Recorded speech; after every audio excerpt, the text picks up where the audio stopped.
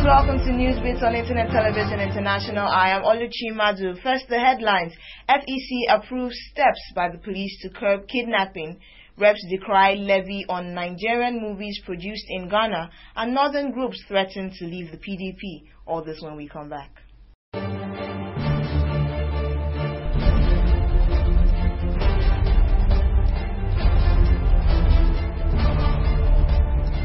The House of Representatives has called on the federal government to, without further delay, prevail on the Ghanaian government to stop collecting levies from Nigerian film producers working in Ghana.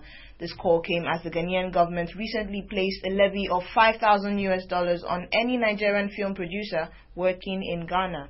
Honorable Olajumoke Okoya Thomas, who raised the motion on the floor of the House yesterday, noted that it goes against the ECOWAS Treaty. Still under the ECOWAS Treaty, Mr. Speaker, Chapter 7, Cooperation in Transportation, Communication and Tourism, Article 34, which says, for the purpose of ensuring harmonious and viable development of tourism with the country, member states then undertake to strengthen regional cooperation in tourism, particularly through subsection 5, promote the joint promotion of tourism products portraying the natural and social-cultural values of the region, of which, Mr. Speaker, movie is one. That was why I had to ask the second prayer, that in furtherance of the importance of the movie industry, that the Ministry of Culture and Tourism that should now handle everything under tourism, and that should now handle everything rather than leave this job to the Ministry of Information. I believe with the Ministry of Tourism, they will have more time to protect everything under this particular industry. Honorable C.I.D. Madrabum advocated the principle of reciprocity. Nigeria should adopt the principle of reciprocity, and if the tax our citizens there, we should also tax their citizens here, and then any film coming into the country from Ghana, we should impose a major tax on it. We have a duty to protect our citizens, we have a duty to protect our industries. However, Honorable Emmanuel Jime was of the view that Nigeria does not need to go to Ghana for movie production. Mr. Speaker, the issue that really bothers me, why are the Nigerians and the film industry in Nigeria even going to Ghana in the first place to shoot films there? Is there anything that Ghana has, really, that Nigeria doesn't have? And if that is the case, if that is the case, then I think we should worry about how is it that the infrastructure in Nigeria is not strong enough to support the Nigerian film industry to the extent that Nigeria today will even need to go as far as Ghana, a small country, for God's sake, so that we can now go and start asking Ghana to provide the environment that allows for our film industry to progress. Members are worried that if this trend is not curbed, it would extend to other Nigerian professionals not only in Ghana, but in other West African countries. The Federal Executive Council has approved 581.8 million naira for the purchase of 90 units of Peugeot 407 executive extra cars for the Nigerian police force to enable a check to the rising cases of kidnapping and other violent crimes in the country. Peugeot Automobile Nigeria Limited is to supply the vehicles to the police force within 2 weeks. The Minister of State for Information and Communication, Mr. Labaran Mako, briefed journalists after Wednesday's FEC meeting in Abuja, saying that the decision was in line with the police reform program. He added that the contract would be funded from the budgetary provision of 79.20 billion naira earmarked for the police reform program in the 2010 budget appropriation. The Minister of Police Affairs, Maina Waziri, had earlier blamed unavailability of funds for the delay in procuring more crime-fighting equipment for the NPF.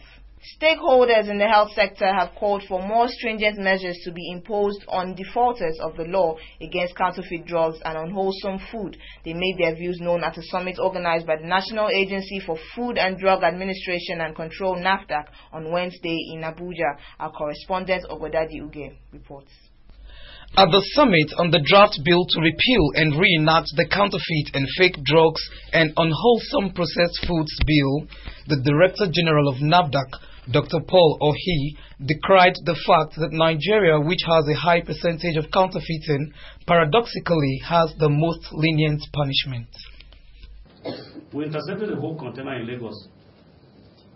The container was declared as, the medicines were declared as made in India, but actually they turned out to be made in China. So we made efforts, we talked to the Chinese authorities, and by December last year, we reliably learned that the Chinese authorities arrested 6 persons who were connected with the manufacture and shipment of that medicine to Nigeria. Their factory was closed down, and by December last year, 6 of those persons, 6 were sentenced to death in China. Then we also took up the matter with the Indian authorities, and last year, Indian Parliament passed a law that makes it a criminal offense punishable by lifetime jail term and also the confiscation of assets of the convict. An overview of the draft was read out. The bill, as proposed, comprised of 32 sections, subsumed under the following subtitles. We have the offences, we have the enforcement provisions, we have forfeiture of proceeds, then we have proceedings and evidence, and then we have miscellaneous. And stringent penalties were included.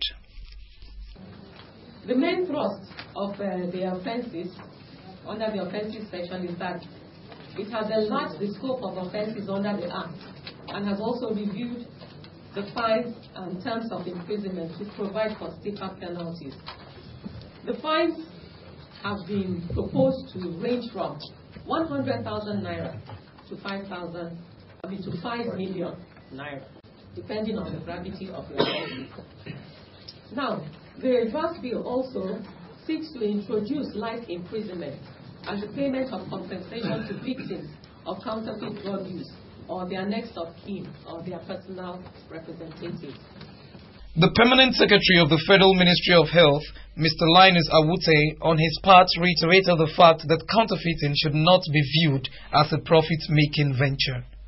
When you go to negotiate with manufacturers to bring fake drugs into the system, fine.